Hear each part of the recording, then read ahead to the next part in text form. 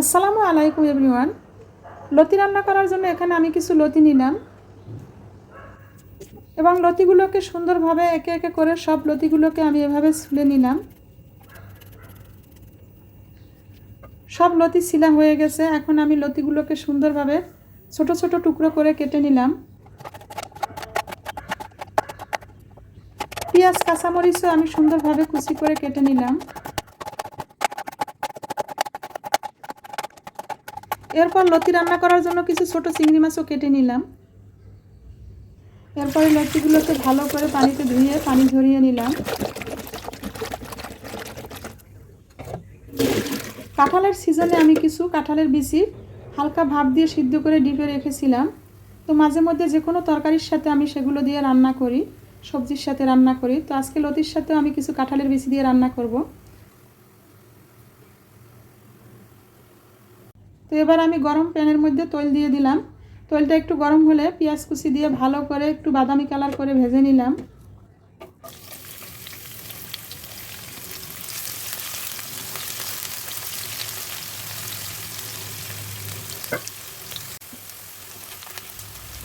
তো আমার পেঁয়াজ ভাজা হয়ে গেছে। এখন আমি এর মধ্যে চিংড়ি মাছগুলো দিয়ে একটু ভালো করে ভেজে নিব।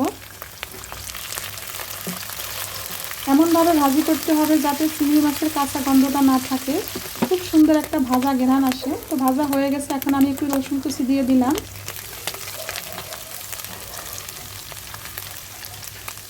তো রসুন কুচি ভাজি হয়ে গেছে। এখন আমি একটু কাঁচামরিচ কাটা দিয়ে দিলাম। কাঁচামরিচটাকে একটু ভালো করে ভেজে নিলাম। এরপর আমি হলুদের গুঁড়ি, মরিচের গুঁড়ি এবং পরিমাণ মতো লবণ দিয়ে দিলাম।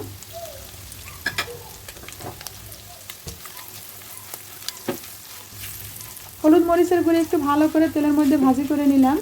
এরপর আমি পানি দিয়ে দিলাম।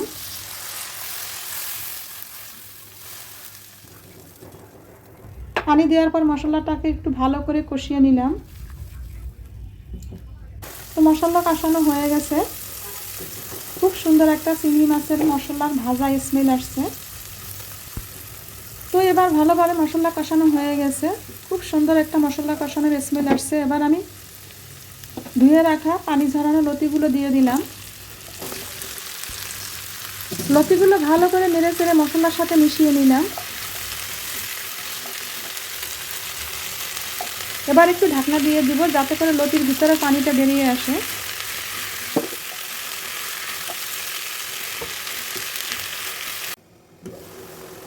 মাশাআল্লাহ, খুব সুন্দরভাবে লতির ভিতরে পানিগুলো বেরিয়ে আসছে। তো আমি এই পানির মধ্যেই কাঁঠালের বিচিগুলো দিয়ে ভালোভাবে কষিয়ে নেব। তো কাঁঠালের বিচি আমি দিয়ে দিলাম। এবার ভালো করে নেড়ে চেড়ে কাঁঠালের বিচির সাথে লতির সাথে মিশিয়ে নেব এবং এরপর একটু ঢাকনা দিয়ে দিব সিদ্ধ হওয়ার জন্য এবং ভালোভাবে লতির ভিতরে পানিটা আরও বেরিয়ে আসার জন্য ঢাকনা দিয়ে দিলাম।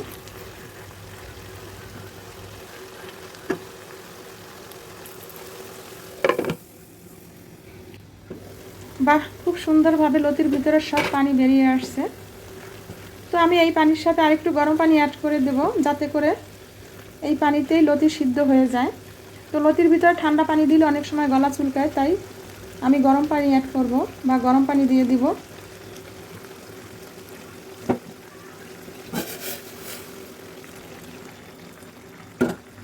গরম পানি দেওয়ার পর আমি ঢাকনা দিয়ে দিলাম যাতে করে লতিটা সিদ্ধ হয়। লতি সিদ্ধ হয়ে গেছে, আমার তরকারিও রান্না করা হয়ে গেছে। তো ভিডিওটি দেখার পর লাইক, কমেন্টস এবং শেয়ার করবেন। এরকম আরও নতুন নতুন ভিডিও পেতে আমার চ্যানেলটি সাবস্ক্রাইব করে পাশে থাকা বেল আইকনটি ক্লিক করুন। সকলের প্রতি শুভকামনা রইল। সকলে ভালো থাকবেন। আল্লাহ হাফেজ।